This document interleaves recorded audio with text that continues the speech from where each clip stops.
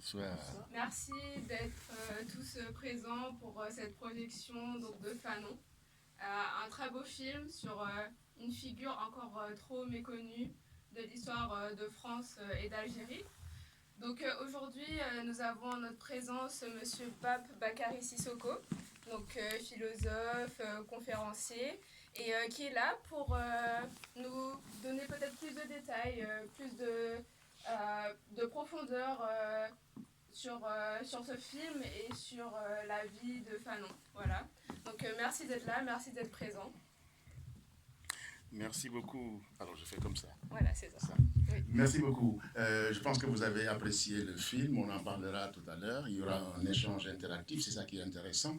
Mais je voudrais tout simplement vous donner quelques clés pour comprendre effectivement l'intelligence de ce film. Il y a des films qu'on n'a pas besoin d'accompagner. Mais quand on parle par exemple de Sartre, qui a préfacé l'ouvrage de Fanon, quand on parle de certains auteurs comme Fanon, il faut accompagner ce texte. Moi, je passe tout mon temps à accompagner de grands auteurs, de grands cinéastes, parce que tout simplement, ce n'est pas simple. Voilà. Et il y a beaucoup de non-dits. Et je vous expliquerai ces non-dits-là qu'on retrouve aujourd'hui. On parle de l'actualité de Fanon. C'est son centenaire aujourd'hui.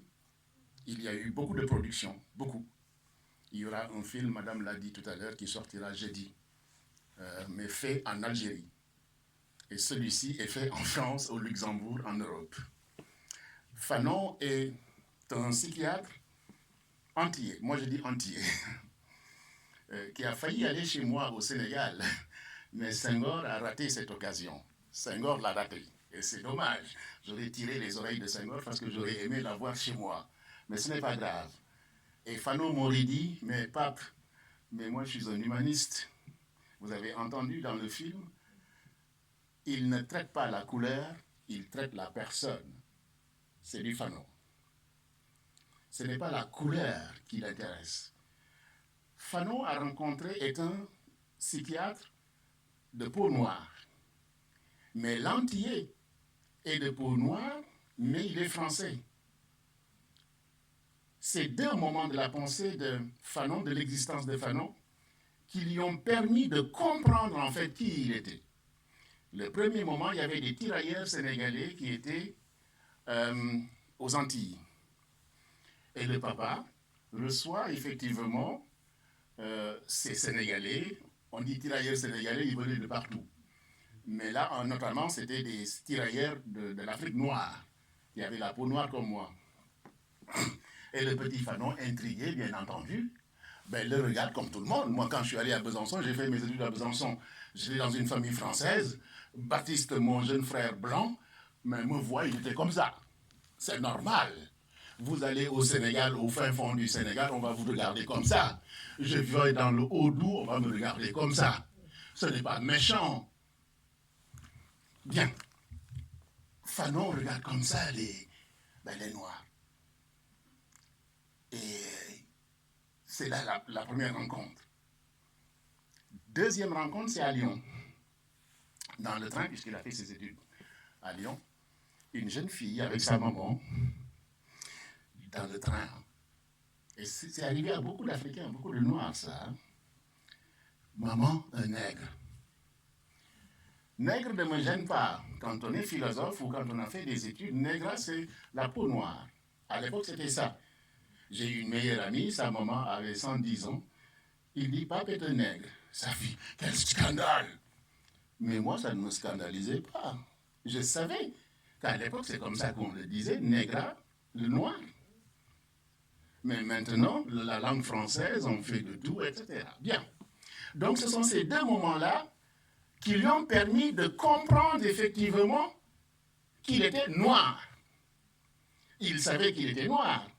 Je vous avais dit de faire attention parce que Fanon n'est pas facile. Il savait qu'il était noir, mais noir français. Quand on disait noir, c'est noir d'Afrique.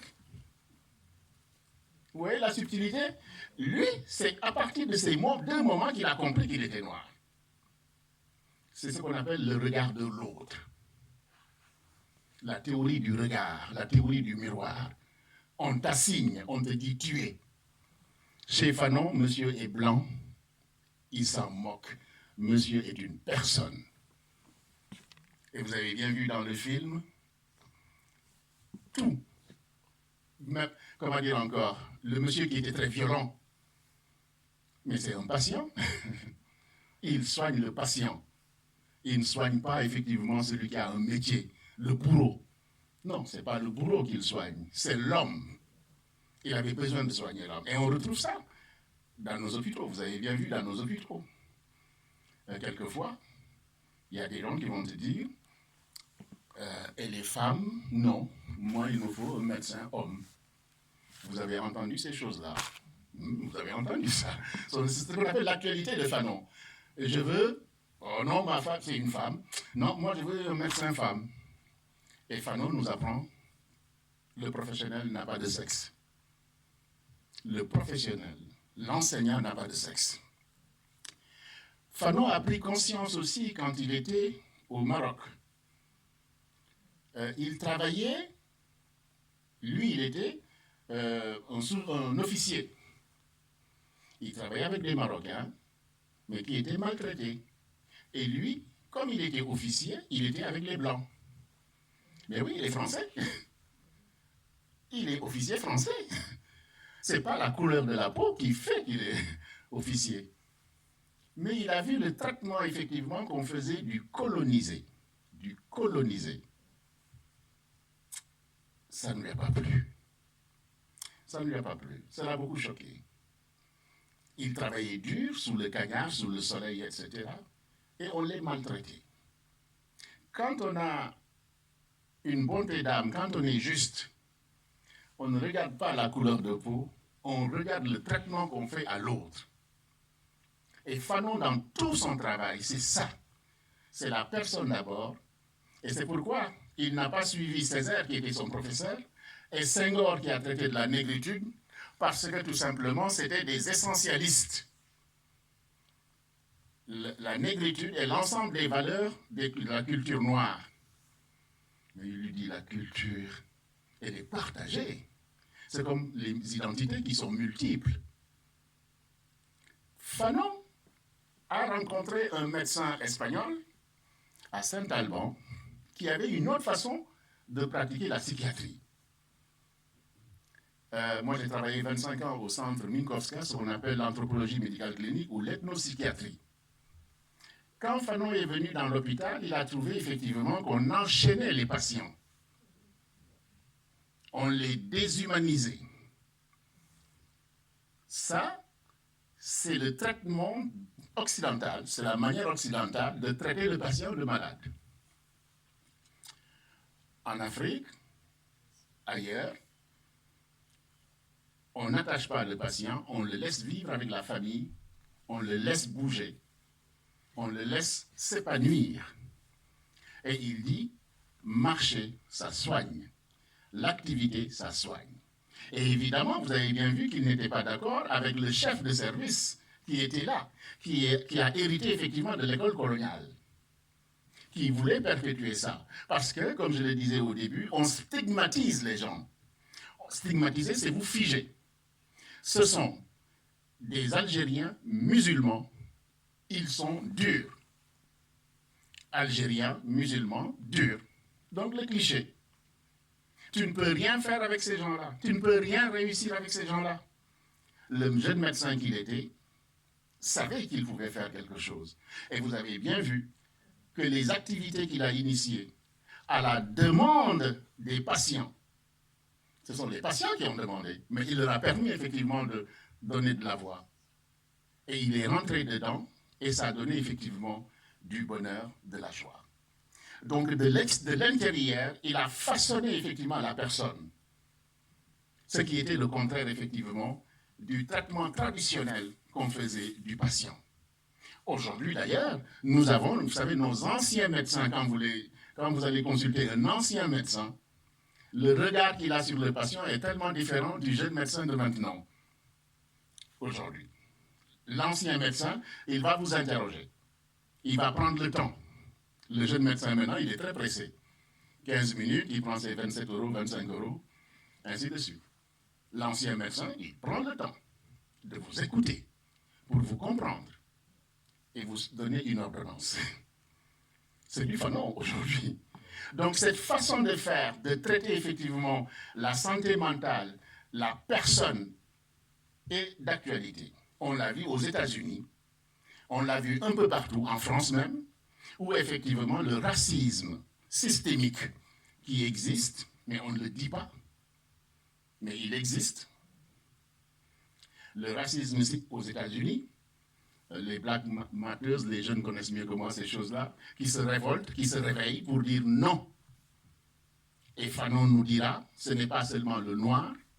Vous avez vu que le bourreau a beaucoup changé dans le film. Au début, il tuait, et à la fin, il a appris l'humain. C'est du Fanon. Il a introduit dans sa tête, parce qu'il dit que le bourreau n'est pas responsable de lui-même. Il suit des ordres. Il suit des ordres. Donc il est manipulé. Mais quand il a compris, il a dit non.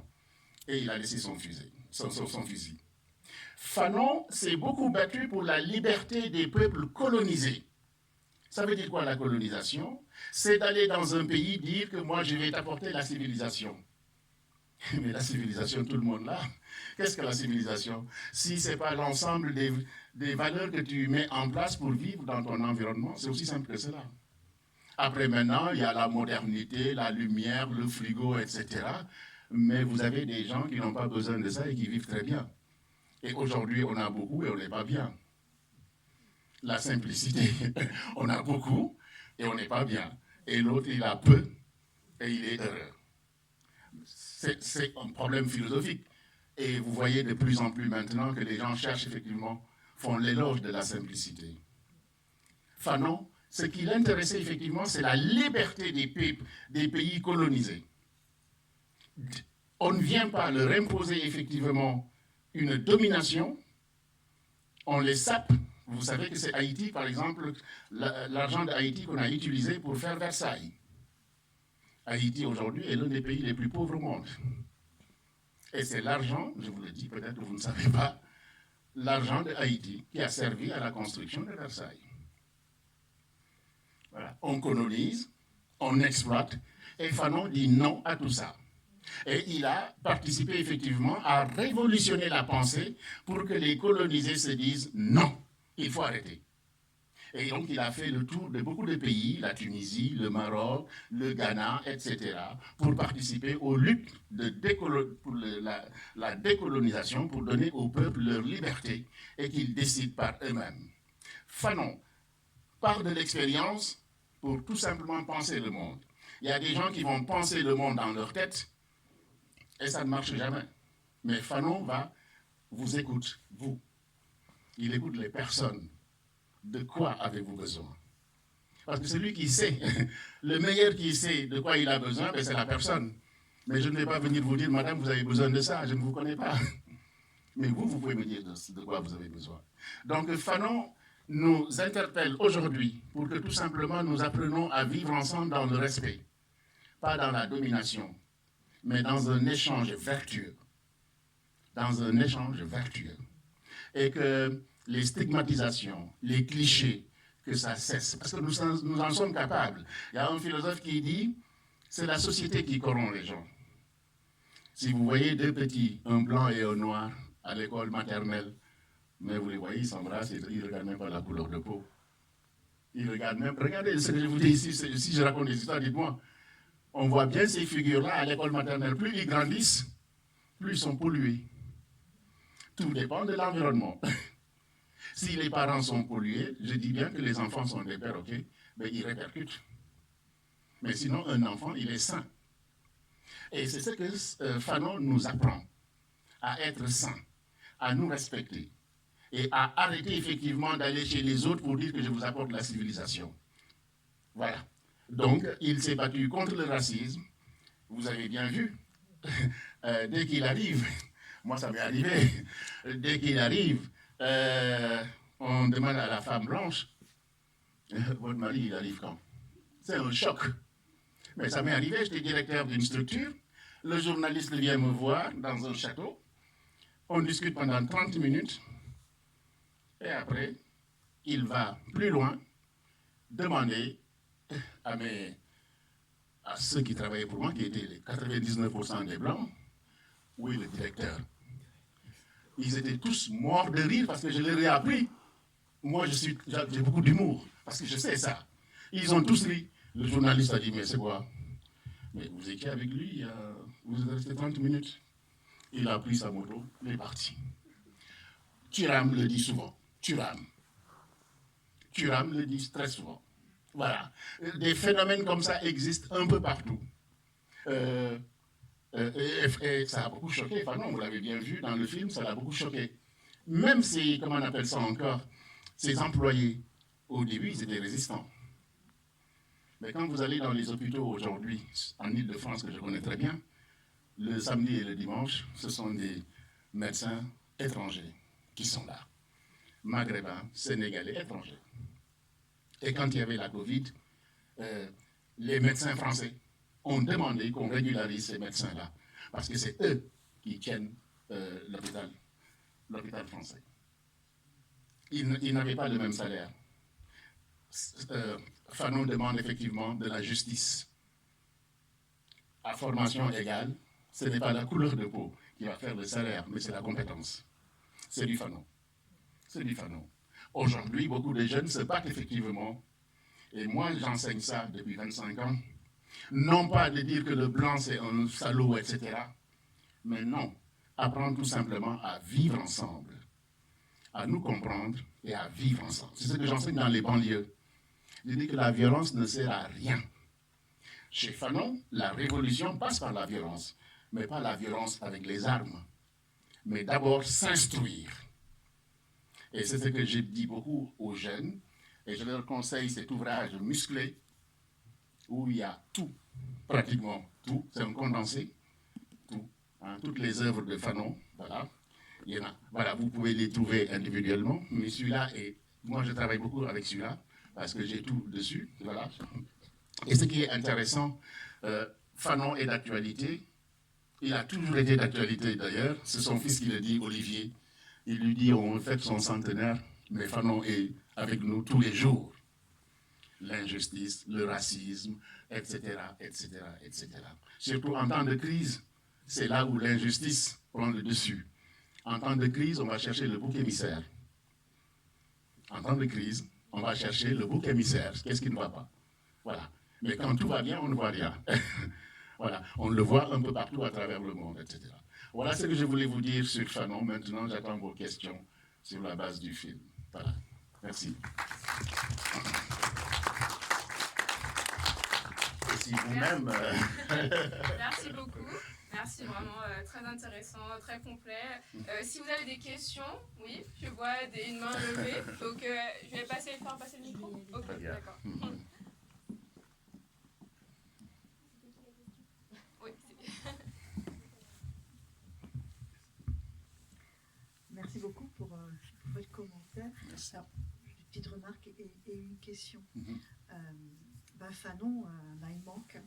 Et c'est vrai qu'on aurait besoin d'un Fanon aujourd'hui parce que, effectivement, on ne voit pas trop l'équivalence, même si il imprègne quand même de plus en plus un certain nombre de jeunes qui se réfèrent à Fanon dans les mouvements décoloniaux. Mais alors c'est vrai que ce film traverse, en tout cas moi, il m'a traversé par plein de bouts, la question effectivement du racisme, de la colonisation. Enfin bon, je contribué à mettre en place le mouvement contre le racisme, pour l'amitié entre les peuples dans le département il y a 3 ans, face à cette montée incroyable du racisme. Et ce que vous dites, on le reprend aussi dans les établissements scolaires avec d'autres supports. Mais c'est exactement ce que vous avez dit. Les blouses blanches, le noir, voilà. On ne peut pas être médecin, etc. C'est des choses qu'on reprend avec les élèves. Ce qui m'a beaucoup touchée, c'est ce qui est lié à la psychiatrie. Parce que moi aussi, je travaillais en psychiatrie, donc il y a très très longtemps, et c'était l'époque, moi je le reconnais assez bien, où tout était permis en fait, où on allait à l'aventure. On faisait des choses que ne permettait pas l'administration, quelquefois même le médecin-chef, ça arrivait, mais on avançait. On avançait et c'était quelque chose de très très jouissif d'avancer. Ce qui n'est plus le cas aujourd'hui. Ce n'est plus effectivement ces expériences et on est dans une répression terrible. Moi, je n'avais jamais vu de contention avant, et quand je suis revenue travailler en psychiatrie, il y avait de la contention. J'ai travaillé dans les années 80, il n'y a jamais eu un malade en chambre d'isolement. Il n'y a jamais eu une contention posée sur un malade. Aujourd'hui, vous entrez dans n'importe quel service, c'est chambre d'isolement, alors pas 1 heure ou 2, Oui. pendant des jours entiers, avec des jours attachés. C'est incroyable. Une régression terrible. Le sentiment que j'avais en travaillant en Seine-Saint-Denis d'une part et dans la région parisienne, centre parisien d'autre part, j'avais l'impression qu'il y avait un traitement différent parce qu'il y avait une expression de la souffrance qui était différente à Saint-Denis. J'ai travaillé à Saint-Denis en particulier et effectivement dans le centre de Paris où l'expression de la souffrance elle était plus une souffrance qui était plus retournée vers soi-même. À Saint-Denis, c'était une souffrance qui était vraiment retournée vers les autres et qui était maîtrisée par plus de contention et par plus de répression. À Paris, j'avais le sentiment qu'on était plus à l'écoute, que les patients étaient moins stigmatisés. Si je dis Paris et Saint-Denis, c'est lié à des origines différentes, bien évidemment, à des parcours de vie, à des origines différentes, qui produisent le fait que l'expression de la souffrance n'est pas la même. Et que nous, aujourd'hui, on est dans un traitement de cette souffrance qui est insupportablement, complètement différent. Moi, je n'ai pas supporté. Je suis partie parce que c'est insupportable.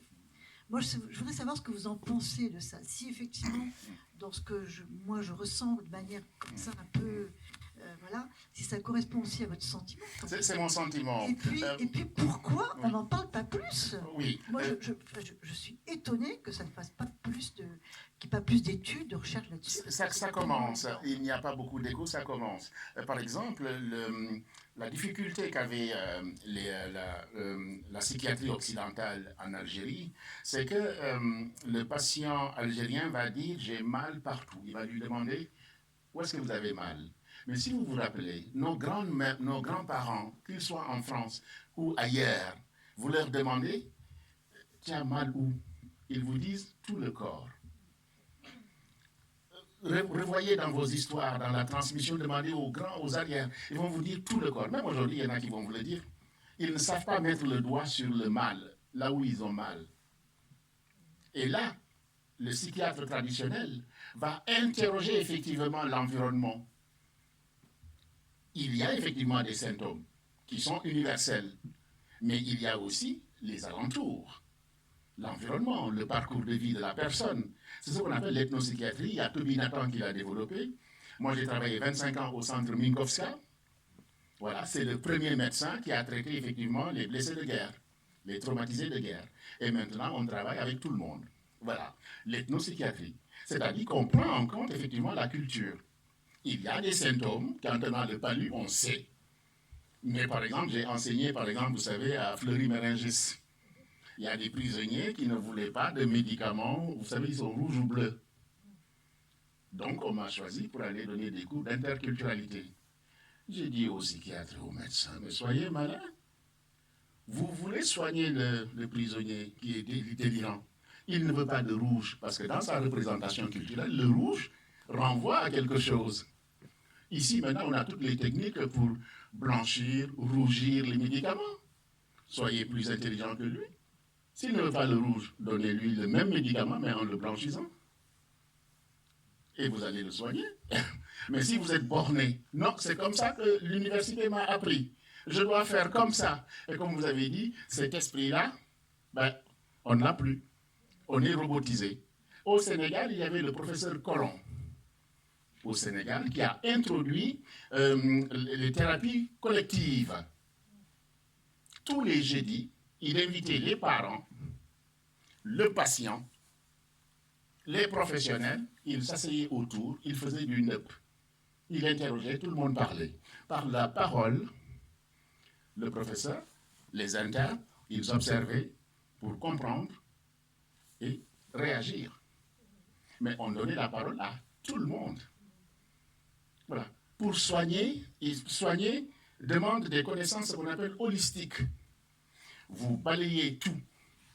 et après vous procédez à l'entonnoir. Voilà, un tout et après l'entonnoir. Mais c'est ça le médecin parce qu'il est professionnel. Il va essayer de comprendre. Comment voulez-vous soigner quelqu'un que vous n'avez pas compris? Quand vous dites ça, non, ça, non. Par exemple, j'ai formé des sages-femmes, les africaines par exemple, exilées, venaient en France et avaient des gris-gris autour de la taille. Vous connaissez ça, madame, si vous connaissez Saint-Denis. Ça, c'était tout simplement contre le malin génie. Et pour se sécuriser, parce qu'elles sont seules, il faut se protéger. Mais les sages-femmes coupaient, boum! Mais c'était un scandale à la maternité. Il a fallu qu'on les forme pour leur dire non, il faut négocier. Effectivement, ce n'est pas hygiénique parce que tout simplement, vous voyez, c'est du tissu, etc. Ce n'est pas hygiénique, il faut l'expliquer. Mais tu le mets ailleurs. Mets-le sous ton oreiller ou mets-le je ne sais pas où. Mais pas en contact avec l'enfant qui naît. Voilà. Il faut que le professionnel soit malin. Ça, c'est extrêmement important. Oui, allez-y. Cécile. Bonsoir. C'est Cécile qui me disait qu'elle connaît... voilà, elle est là, elle m'a fait la surprise. Je te disais que mes amis connaissent Tonnerre. Elle fait partie des premiers à me dire « mais je connais Tonnerre », etc. Moi, je ne connaissais pas du tout et je suis très content de venir. Et Cécile connaît très bien le... Voilà. Elle me fait la surprise, je ne savais pas qu'elle était là. Mais bonjour Cécile. Bonjour, moi, je n'étais pas dit, je voulais te faire la surprise. Mais c'est parfait. Que j'ai réussi à embarquer. Ah ben, très bien. Donc, ça me fait plaisir d'être là. Et moi, c'est vrai que j'étais vraiment très touchée par ce film. J'avoue que je connais très, très peu Fanon, parce qu'on n'en parle pas souvent. Et qu'en fait, des chants de la négritude, il n'en fait pas partie, en tout cas, moi, dans mon référentiel. Non. Donc, autant on connaît des Senghor, Césaire et tous les autres, autant Fanon, on ne connaît pas. Alors que ce qui est bien dans son œuvre, c'est qu'elle reste non seulement authentique, mais d'actualité, parce que toutes les questions qui ont été traitées dans le film, c'est des choses qui peuvent encore être un fil rouge dans nos vies. Et moi, ce que j'ai aimé, et c'est vraiment la lecture que j'en ai faite, c'est de me dire, en fait, il a été profondément humaniste, mais vraiment de se dire, je construis sans plus, mais avec sens. C'est ça. Et ce sens-là, on a vraiment besoin encore aujourd'hui de mettre du sens dans tout ce qu'on fait, parce qu'on a la chance aujourd'hui d'avoir des avancées technologiques qui nous permettent de pouvoir aller vraiment à vitesse grand V, mais assez souvent il nous manque du sens dans ce qu'on fait en fait. Et comme on n'a pas de sens, donc on manque de profondeur, et c'est pour ça qu'on a tendance à zapper très très vite sur plein de choses, alors on est dans un monde qui est en pleine perdition, donc on a vraiment besoin de se recentrer sur des valeurs simples en fait, mais sans pour autant être simpliste, parce que c'est comme ça qu'on arrive encore à construire des sociétés profondément humaines où on se recentre sur l'humain et pas forcément sur des avancées technologiques ou sur du profit financier, parce que ça part, alors que la vie qu'on arrive à construire, ce qu'on arrive à construire avec les gens, ça, une fois que ça a été fait avec beaucoup d'écoute, beaucoup d'empathie, comme lui, il a su le faire quand il a dit à ses patients, oui, de quoi est-ce que vous avez besoin. Et c'est vrai que tu m'as lu cette semaine où je disais dans un article que c'était important dans les politiques publiques d'écouter, en fait. Et c'est vraiment, on pense des fois qu'on perçoit les besoins des gens. Mais tant qu'on ne leur a pas demandé, tant qu'on n'a pas pris le temps de les écouter, on ne sait pas vraiment qu'est-ce qui est bien pour eux et de quoi ils ont envie. Donc des fois, on vient avec de grandes idées, pensons qu'on connaît tout, on sait tout. Parce que justement, on a une position de chef de service. Donc voilà, on fait du top-down, alors que ça devrait plutôt être du bottom-up, parce que c'est comme ça qu'on arrive vraiment à construire des choses qui font sens. Et donc moi, c'est ce que je voulais faire ressortir. Voilà. Vraiment très contente d'être là et de partager ce débat. Merci beaucoup, Cécile. Oui, tout à fait. La quête de sens, oui, ben, c'est ça dans tout ce qu'on fait, même maintenant dans les DRH. Dans les DRH maintenant, il ne faut pas que ce soit vertical. On demande, on fait participer tout le monde, tout simplement, parce que chacun a quelque chose à dire. Voilà. Avant, on pensait tout simplement que celui qui est le chef avait la science infuse. Et on a vu que ça ne marchait pas tellement. On a besoin de chefs, on a besoin d'un leader. Mais donner la parole à tout le monde, faire participer, donner une conscience d'équipe, c'est extrêmement important.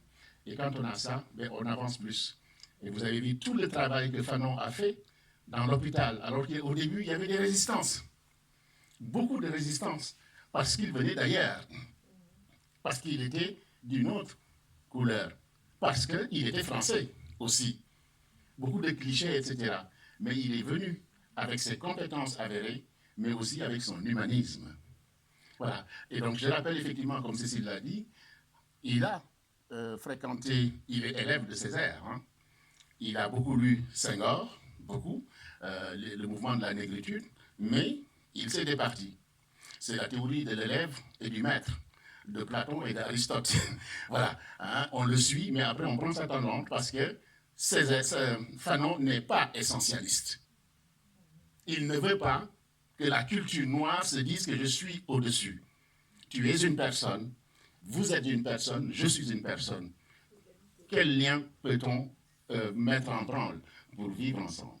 Le respect. Voilà. Et c'est ça l'enseignement de Fanon en réalité. Et c'est ça son actualité. Et c'est ce qu'on enseigne dans les écoles. Effectivement, comme tu l'as dit, Fanon n'est pas beaucoup connu. Il est difficile. Il est un peu difficile. Voilà, il est un peu difficile. Mais le cinéma est une excellente entrée. J'étais avec Cécile à une projection de film La peau chapée. C'est le colorisme aux Antilles. Et on a eu effectivement la grande réalisatrice de Rue Cazenègre, et puis de Firmine et de Claudiciard. Et là, effectivement, ils nous ont appris tellement de choses sur, effectivement, comment, le racisme dans le cinéma. Je lui disais que la culture est le levier du développement. Elle a insisté, elle m'a dit, Monsieur Sissoko, dites le théâtre et le cinéma. C'est important, parce qu'à travers l'image, on apprend beaucoup. Après, maintenant, il faut qu'on accompagne les films, comme vous l'avez si bien fait, et merci beaucoup. Et je dis souvent qu'il y a des films, il faut les accompagner. C'est comme le Bimidum, je ne sais pas si vous connaissez, l'immigration des Antillais en France, etc. C'est un film aussi que j'ai beaucoup accompagné en Île-de-France, parce qu'il y avait beaucoup de déni. Et ce que Fanon fait, il prend un marteau comme Nietzsche, il frappe, il explose pour comprendre ce qu'on ne voit pas à l'œil nu, ou ce qui est systémique, pour que tout le monde voit, ou qu'on voit et qu'on refuse de voir. Voilà, quand on se voile le visage, ben, on ne s'autorise pas à voir, mais l'humain est là. Voilà, il veut qu'on extirpe l'humain pour qu'on puisse vivre ensemble. Et ça, c'est du Fanon. Voilà, et c'est du Fanon. Et sa femme blanche, on me disait souvent, mais pourquoi il a marié une femme blanche? Je dis, chers amis, l'amour n'a pas de couleur, arrêtez vos bêtises. Arrêtez de nous fatiguer avec ça. Le blanc qui va marier une... Je m'en fous éperdument. Ce qui m'intéresse, c'est l'amour qui lie deux personnes, quoi. Voilà. Mais alors, il y a des dérives, hein. Il y a des lectures qui dérivent de Fanon. Fanon n'a jamais interdit, effectivement, l'interculturalité. Mais il veut la compréhension des choses. Que tu ne le fasses pas, il veut que tu comprennes. Et nous, on travaille sur le savoir. Je dis bien à nos jeunes, si tu veux défendre une cause, il faut que tu aies les reins solides. Mais tu ne vas pas balancer des idées comme ça. Tu balances des idées comme ça à Cécile Diakane, elle va te dire non, ça ne va pas. Oui, donc il faut que tu aies des arguments. Moi, c'est ce que j'enseigne. Je ne négocie rien, je suis un peu dur dans l'enseignement. Je veux du savoir. Si tu veux comprendre l'apéro, il n'y a aucun problème du tout. Mais quand il faut du savoir, c'est du savoir. Voilà. Et là, tu avances. Et tout le monde te respecte. Tout le monde te respecte. Allez-y, monsieur. Oui, ce qui est très intéressant, c'est d'abord, on remonte 72 ans en arrière. Tout à fait. Et donc, avec l'Algérie et autres. Mais ce qui est intéressant dans son attitude, dans ses écrits, c'est qu'il est dans l'esprit et il essaye de soigner la forme qui n'est pas adaptée. Merci beaucoup. Et c'est ça qui est extraordinaire.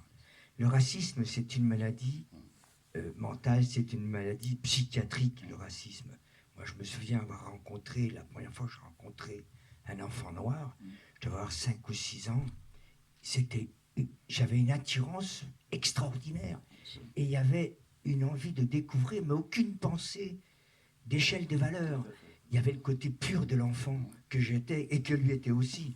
Il était à une colonie de vacances à côté de mon village et on a passé pratiquement un mois ensemble parce que j'allais suivre cette colonie de vacances. Cet enfant, je ne l'ai pas quitté. Les années ont fait que la société, inconsciemment, a mis une forme de racisme dans mes attitudes, dans mes raisonnements. Et lui, c'est tout à fait ce qui met en évidence. L'esprit est pur chez l'être humain. Mais le racisme devient une maladie. Tout à fait. Vous avez parfaitement raison, monsieur. Il n'y a rien à dire. C'est ça. C'est une construction, effectivement. Le racisme est une construction, tout simplement. Et Rousseau le dit très bien, l'homme n'est bon, c'est la société qui le corrompt. Voilà, c'est de Rousseau. Voilà, l'homme est naturellement bon, mais c'est la société qui le corrompt. Et je vous ai dit, la corruption, c'est en temps de crise. Quand il y a la crise, on va chercher le bouc émissaire. On va chercher des causes qui ne sont pas forcément vraies. Et que, par exemple, quand, là je fais de la géopolitique, quand le Front National parle effectivement des immigrés, on s'est rendu compte que non, ce n'est pas les immigrés qui plombent. Au contraire, ce sont les immigrés qui nourrissent la France. Parce que quand ils partent à la retraite, ils partent avec des retraites comme ça, et ils ont travaillé longtemps. Les tirailleurs sénégalais, ils n'ont pas la même retraite que ceux avec qui ils ont versé le même sang à Verdun, etc. Et ils sont de l'autre côté. C'est Hollande, depuis Hollande, qu'on a revalorisé effectivement leur pension. Hein, le 8 mai, nous, on fait, comment dire encore, on fait des levées de drapeaux à Clignancourt, dans le 18e arrondissement, pour rendre hommage effectivement à tous ceux qui ont versé leur sang pour sauver la France. Voilà. C'est dans le 18e arrondissement à Clignancourt. Voilà. Parce que le sang n'a pas de couleur. Voilà, le sang du blanc, le sang du noir, ils sont tous battus à Verdun. Hein, le chemin des dames, vous connaissez très bien ces moments difficiles de l'histoire, etc., etc. Donc Fanon, effectivement, nous apprend effectivement à véritablement, comme je vous l'ai dit, de nous respecter. Nous respecter. Voilà. Nous respecter. Il y a un président de la République qui ne respecte plus personne. Ce qu'il respecte, c'est l'économie et la force. Hein, vous le savez, je ne vais pas dire son nom parce que, voilà. Ce qu'il respecte, c'est la force. Voilà. Et nous, on veut véritablement qu'on... Voilà, tu es une personne, ben je te respecte. C'est aussi simple que cela. Et c'est tout petit qu'on doit apprendre ça aux enfants. En tout cas, moi, c'est mon travail. Je travaille beaucoup sur la parentalité. Quand je vais dans les écoles, je forme les enfants. Je forme les parents aussi. Parce qu'on ne naît pas parent, on le devient. On ne naît pas parent, on le devient. Voilà, voilà, on construit. Et je dis aux parents, écoutez, Mireille, écoute telle personne, et tu fais la somme. Mais pour cela, il faut avoir les reins solides aussi, une capacité de synthèse. On ne va pas tout avaler. En Afrique, on dit, suce la moyenne n'avale pas l'os. Ça fait mal d'avaler un os. Alors la stagiaire, est-ce qu'elle a une question? Une question, une conclusion. Déjà, merci beaucoup pour cet échange riche. Ça fait plaisir de voir que Fanon catalyse autant de conversations. Et justement, c'est quoi la suite? Est-ce que cet élan qui a été initié par le film de Jean-Claude Barny va continuer? Comment le faire continuer en fait au-delà peut-être du cinéma ou même au sein du cinéma, mais voilà, attirer plus de monde, toucher avec la pensée de Fanon plus de personnes? Ça a commencé depuis longtemps. Ça a commencé depuis longtemps. Vous savez, il y a une dame qui se bat parce qu'il y a eu les violences policières, des injustices, etc., aux États-Unis, etc. Je discutais avec Jean-Claude au téléphone il y a 3-4 jours, justement pour préparer cette intervention. Et il me donnait quelques clés de précision parce qu'en fait, son film est combattu aussi. Mais il fait partie des premiers films qui ont fait Flores. Il m'a dit, Pape, petit budget, beaucoup de monde. Mais les débuts ont été difficiles. Parce qu'en fait, il y a beaucoup de violence dans le film. Et puis, vous savez, la géopolitique, en ce moment, c'est pas facile avec l'Algérie. Voilà. Mais le film ne dit pas l'Algérie, c'est pas bon. Non, il nous enseigne. Il nous enseigne l'humanisme, tout simplement, à partir d'un comportement, d'une façon de traiter la psychiatrie. Et à partir de ce moment-là, ben, il développe. Il part. Il y a toujours un prétexte, ce qu'on appelle un angle d'attaque. Il est parti de l'hôpital. Mais l'hôpital est un village. Quand vous êtes dans l'hôpital, vous comprenez la socioculture. Quand vous êtes dans une école, vous comprenez la socioculture. À Besançon, quand j'étais à Besançon, j'avais par exemple 11 nationalités dans une école. Là, c'est un vivier pour travailler l'interculturalité. Voilà. Donc ça continue et les jeunes continuent. Aujourd'hui, il y a quelqu'un qui a sorti une bande dessinée en manga. C'est sorti aujourd'hui. Voilà, un manga. Hein, il y a le jeudi, comme vous l'avez si bien dit, il y a un Algérien qui a fait un film et Olivier est dedans. Donc on ira le voir. Donc il y a beaucoup de production, beaucoup d'inventivité. Mais nous, moi, ce que je fais, c'est d'aller dans les écoles, dans les universités, former les professionnels, former les enseignants, parler aux enfants, parler aux parents. Moi, c'est ça mon travail à moi. Hein? Et Jean-Claude a été très gentil. On s'est rencontrés à Bonneuil lors d'une projection de film et je suis intervenu. Et il a compris que je connaissais, comme je vous dis, je ne connais pas Fanon simplement, moi je le travaille. Voilà, moi je travaille Fanon, c'est mon job.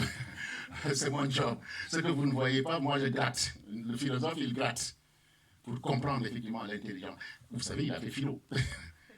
Hein, il disait Azoulay est un philosophe qui a atterri en psychiatrie. Il y en a beaucoup, mais moi je suis resté en philo. Voilà, parce que la psychiatrie c'est un peu lourd quand même. Hein. Déjà que je suis un peu chargé, il ne faut pas que je dorme avec ça, quoi. Voilà, donc la philo ça suffit. Je fais aussi de la psychiatrie, je fais de l'anthropologie médicale clinique, et je fais de la sociologie, voilà, je fais beaucoup de choses. Voilà, mais la philosophie me permet effectivement de rester zen, voilà, moins stressé. Voilà. Merci beaucoup, merci à tous. Merci. Merci à tous d'être venus de Tonnerre ou d'ailleurs. Le prochain rendez-vous du mois du cinéma ultramarin, c'est le jeudi 24 pour le documentaire Est-ce que Maryse dort sur l'autrice guadeloupéenne Maryse Condé. Et on a la chance d'avoir le réalisateur Michel Reynette qui sera là. Donc ne manquez pas ce rendez-vous, jeudi 24. Voilà, on va communiquer aussi dessus, mais ce sera avec plaisir de vous revoir en tout cas. Alors, merci. je voulais dire une dernière chose. Je sais que vous constituez une bibliothèque. Oui. Moi, j'ai une excellente bibliothèque et j'ai vu qu'il y a Condé. Donc, je vais vous offrir un ouvrage de Condé, c'est Ségou qui est là. Et j'ai pris dans ma bibliothèque quelques ouvrages, j'en ai beaucoup. J'ai la chance d'avoir beaucoup de livres. Et donc, tout mon travail, je ne donne pas d'argent, mais je donne beaucoup de livres. Merci beaucoup. Donc, je vais vous en donner une dizaine que j'ai pris le palier pour vous les offrir. Merci. Voilà, merci. Merci beaucoup d'être resté. Merci. Voilà. Très bien. Merci. C'était le cadeau que je vous cachais. Voilà, c'est ça.